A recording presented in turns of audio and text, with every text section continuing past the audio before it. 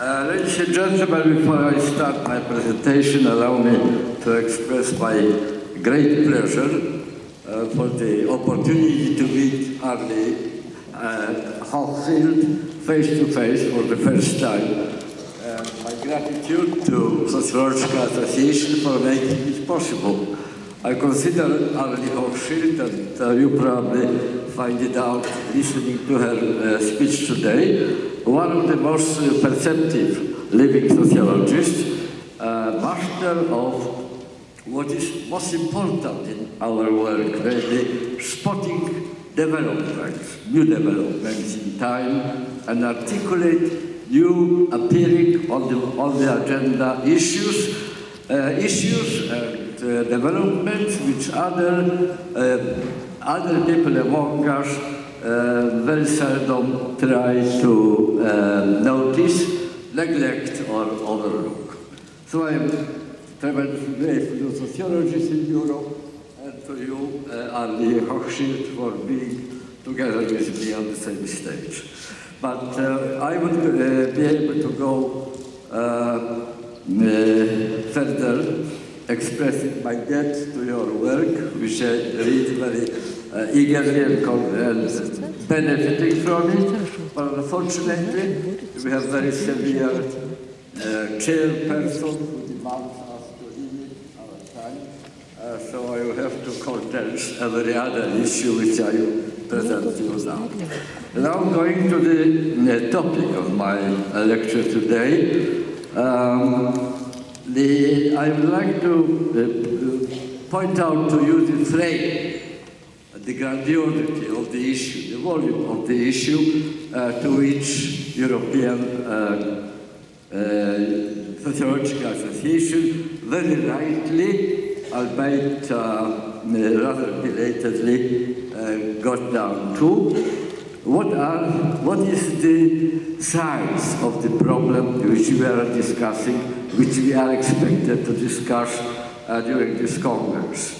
Well, the most recent study by the World Institute of Development Economics research at United Nations University reported 2 or 3 years ago that the richest 1% of adults in the world accounted for 85% of the world total wealth. The bottom half of the world adult population had to do with 1% of the global wealth. It is not a completely new discovery. There were signals coming before, signals sent by very powerful minds, by people like Stiglitz, Terborn, Dolink, Krugman, writing in New York Times virtually every week something about that process happening. We were, if you wish to know, if you wish to pay attention, we could be fully aware what is brewing, what is coming, influencing the future. Somehow we did. Somehow we didn't pay enough attention. We sociologists are guilty, as you, I'm afraid you agree with me, of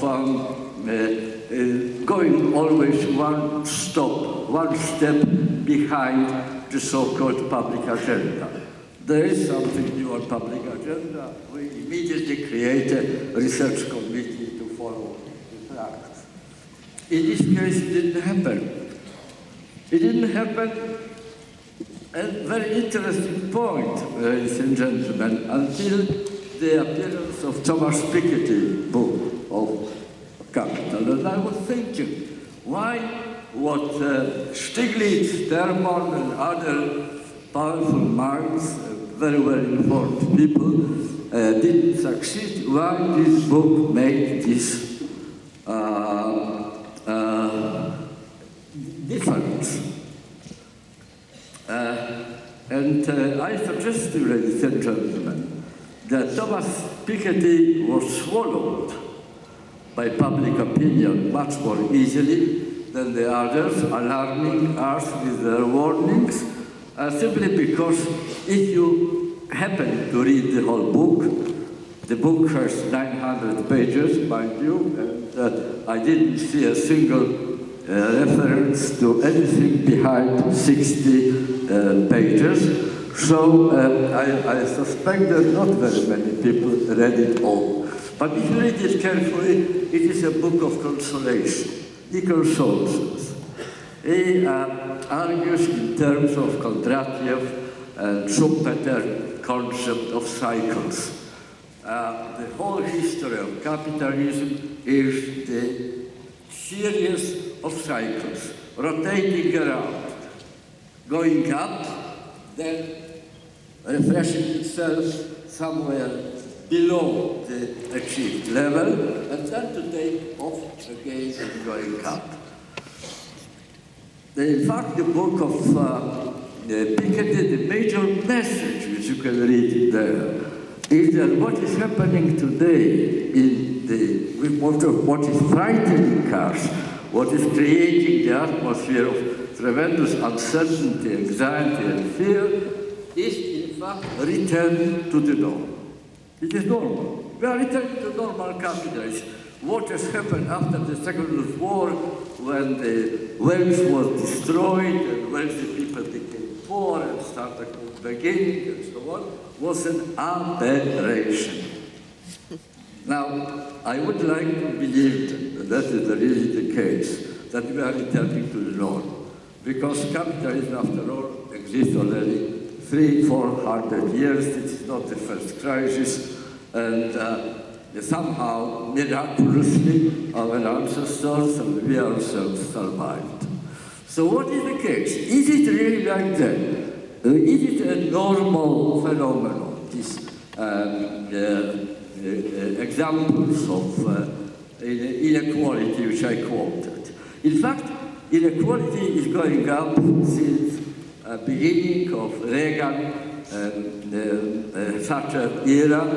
The neoliberal economics goes up and up and up, after going down in the glorious 30s after the Second World War, the era of social state.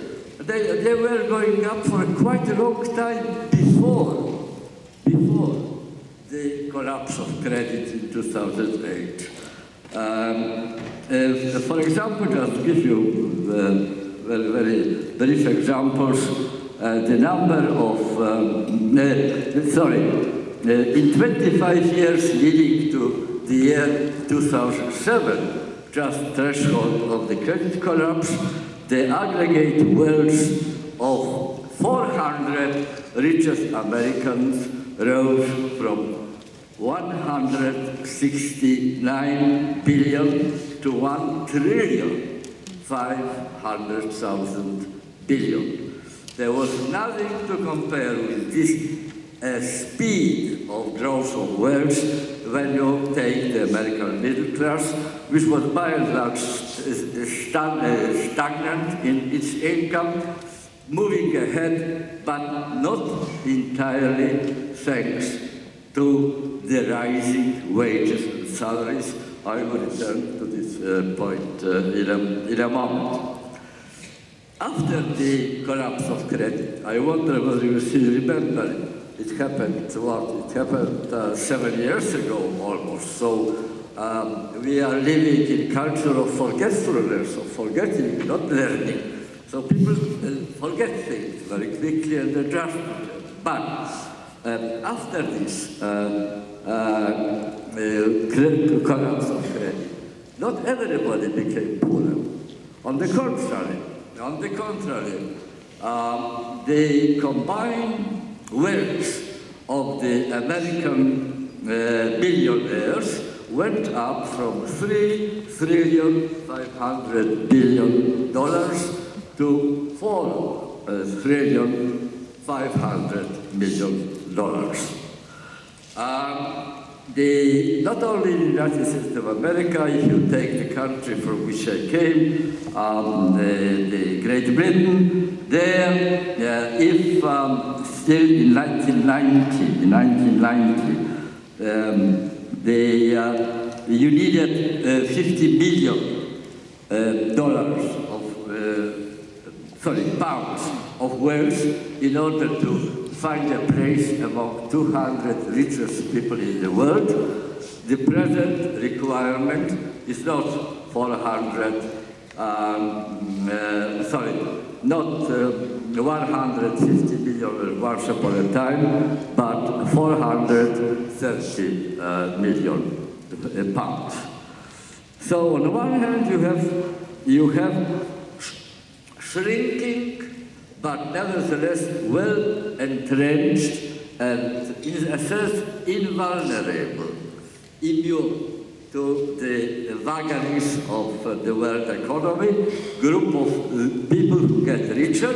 On the other hand, you have middle class, which, as a guy standing is telling us already for 2 years, is no longer a middle class, it is rather a precariat, from the American concept of precarité. They are precariat because their most important common feature characterizing them as a social category is the enormous deep anxiety, uncertainty, ignorance about the future, lack of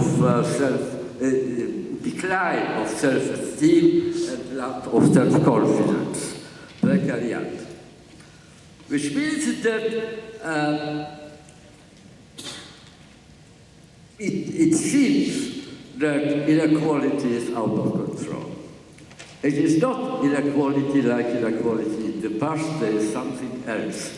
It does not seem, ladies and gentlemen, to be a phase at the down phase of the cycle, after which everything will return to the norm again.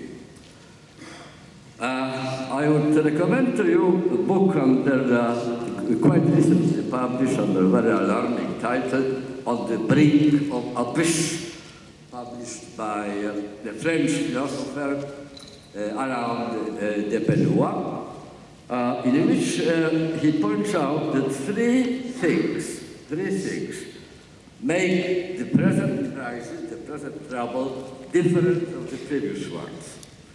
So that all comparison with the past cycles are exaggerated, premature, incorrect, or whatever, however you want to call them. Three things are, according to him, the systemic crisis of capitalism, first. The second, the uneven, partial globalization, which is happening. And the third is, according to him again, undermining of the American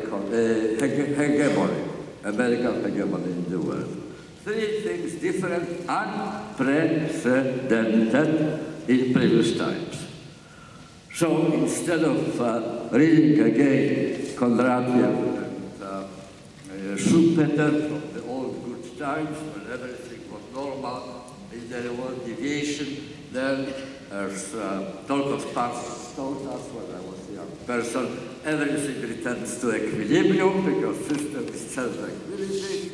Instead of going that, I suggest that we sociologists should go back to the drawing boards and try to find out how to behave, what to think about, first of all, about this unprecedented situation emerging. Now, what about this first point?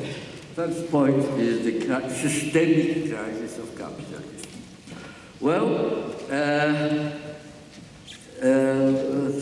it consists in a contradiction, which is, in a sense, endemic to capitalist economy, because capitalist economy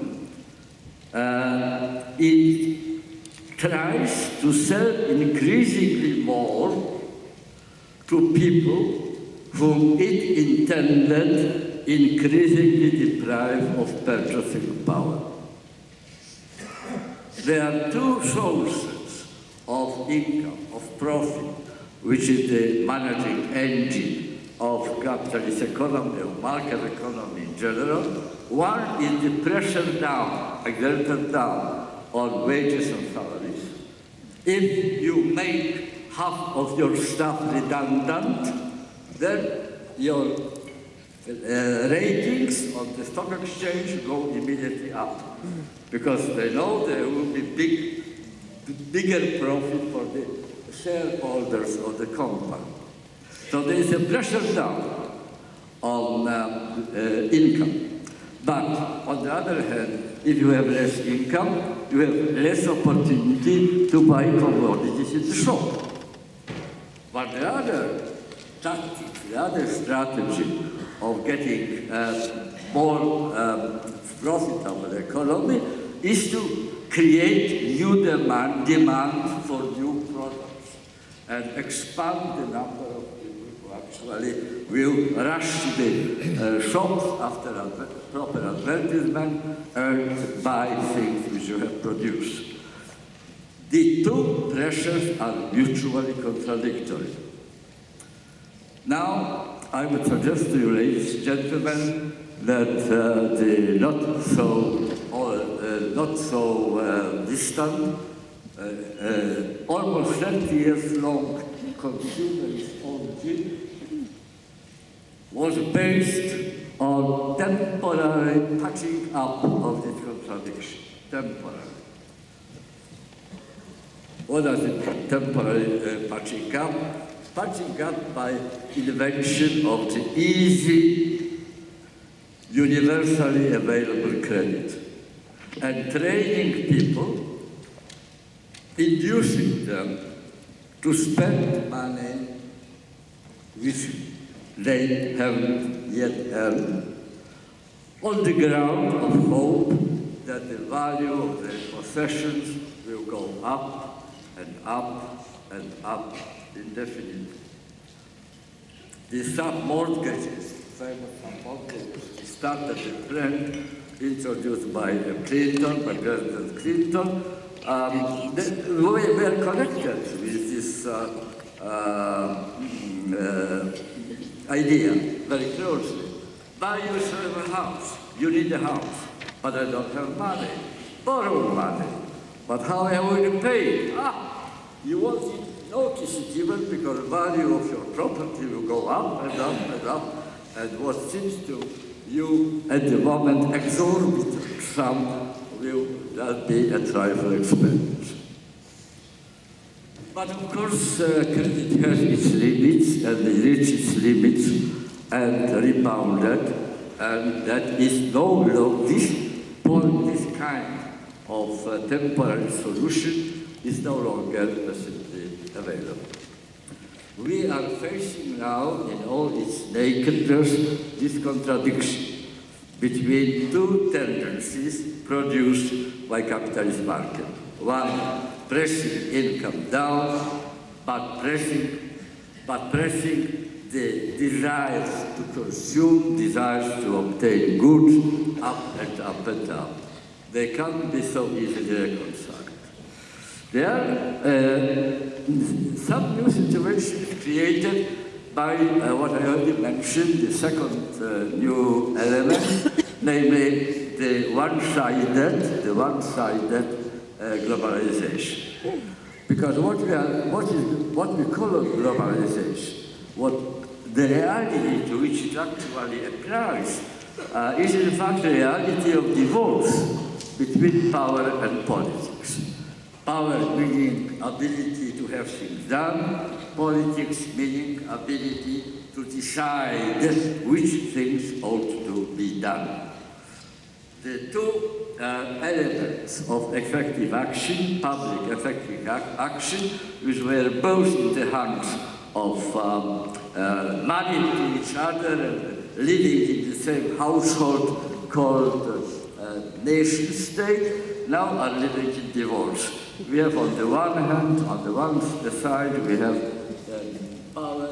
power which is emancipated from political control. On the other hand, we have politics which is deprived of real power and cannot deliver on its promise.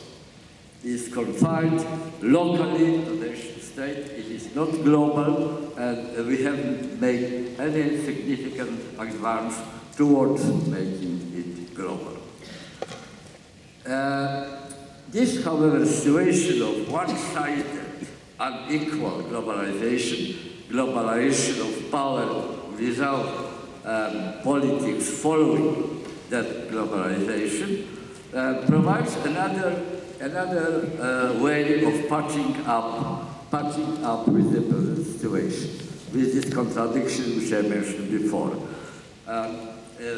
Freedom of capital, trading capital, investment capital, and above all financial capital without any constraint leads to the possibility of separating territorially one tendency and the other, namely tendency to wages and the cost of labor in general going down, and the tendency to push up, to make swelling consumption of goods.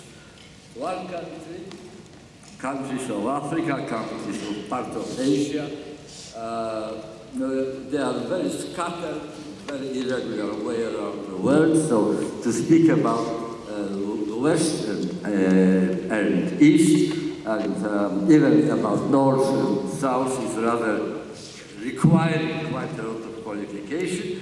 But the point is that they can be separated. If you can transport, you can send away the factories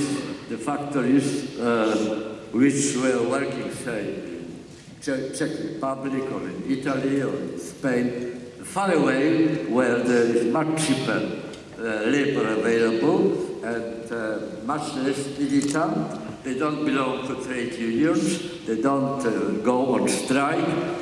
They accept sometimes even impoverished wages of $2 a day, and that is to survive for them.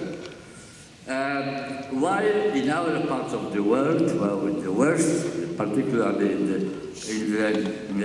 the well-off part of the West, here practicing the other old strategy, namely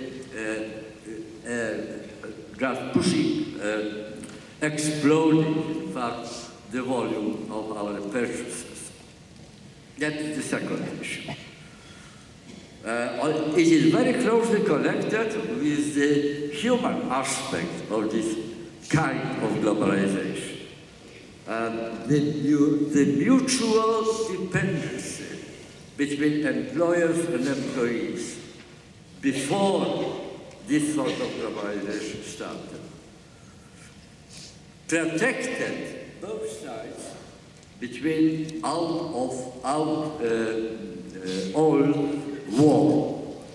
If the bosses are dependent on local workers, and the local workers are dependent on local employers, then sooner or later they will come together, sit around the table, and try to elaborate modus vivendi which will enable them to have it.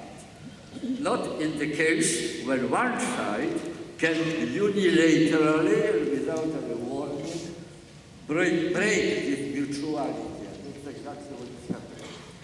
Ladies and gentlemen, I think that the major stratifying factor in contemporary society, the most powerful, is the factor of the opposition between mobility and fixity. Who is mobile? Who can travel without being stopped? Who is able to travel avoiding what was happening on Macedonia border recently, or in Lampedusa in Italy, or what is happening currently in Calais in France, and on the other side of the channel. Now, people who are free of this sort of treatment, they can just cancel unilaterally the contact if they find demands of local labor too exaggerated, too costly, and other sorts of ways undesirable. They can move elsewhere. That's very easy to do, and they always find a place where the labor will be docile and ready for every inhuman condition to accept it, and the governments are less pugnacious, less demanding, but accepting a bribe in case it is offered. Because of that, the whole philosophy of contemporary management is changing. New inequality of relative power to influence the situation. Instead of old military philosophy, I can only signal this issue. There will be a book which soon will be published, but here there is a chairperson who is very severe and won't allow us to expand. So I will only signal it that the old managerial philosophy was based on promoting discipline and eliminating as many as possible options from those open to the employee. Options, the employee should follow the command to the dot. You read about all that in Max Weber's description of ideal type of bureaucracy. You are fully aware of that. South Korean philosopher, a rising star of contemporary political philosophy. His book was, one moment. I don't.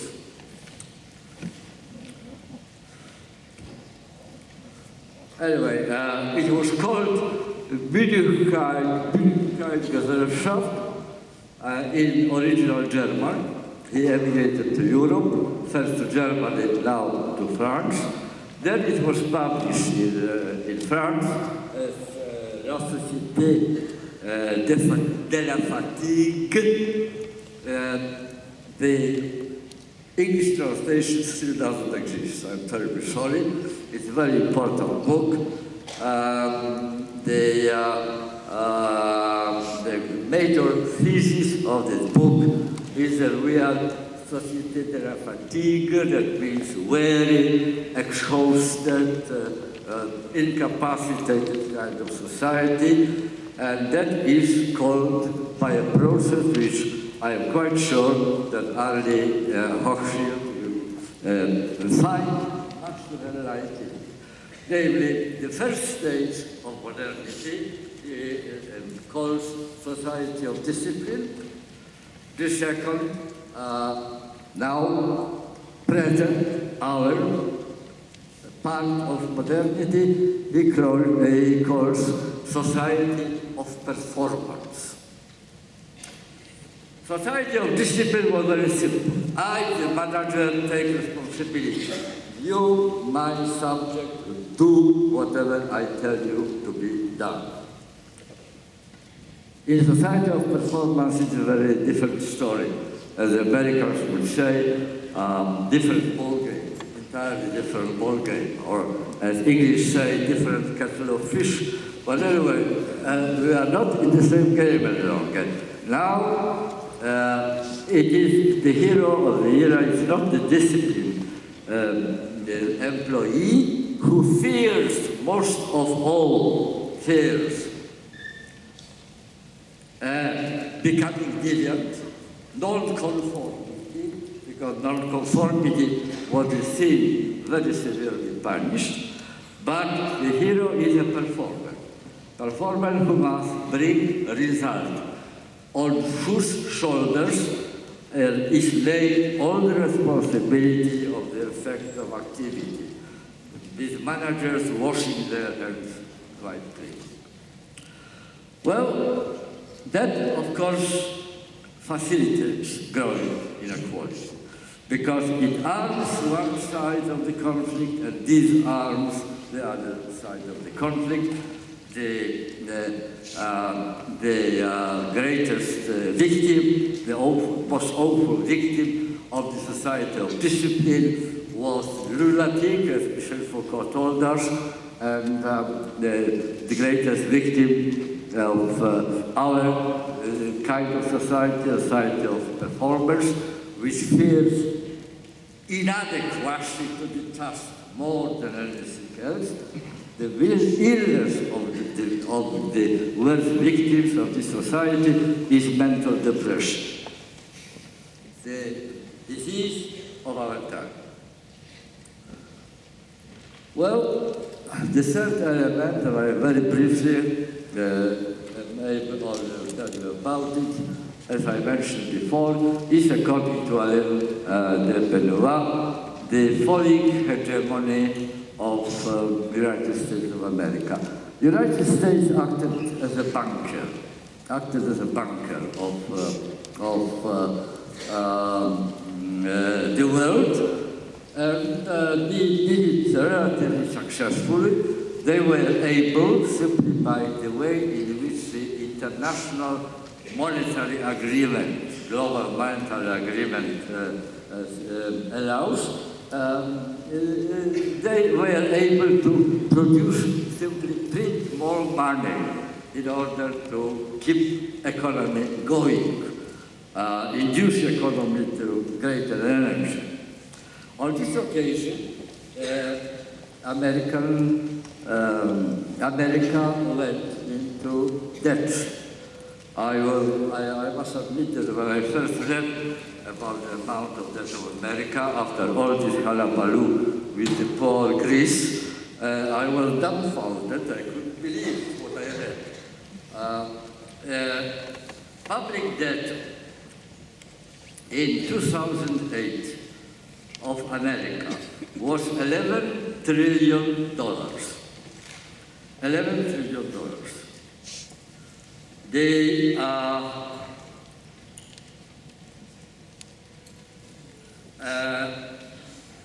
currently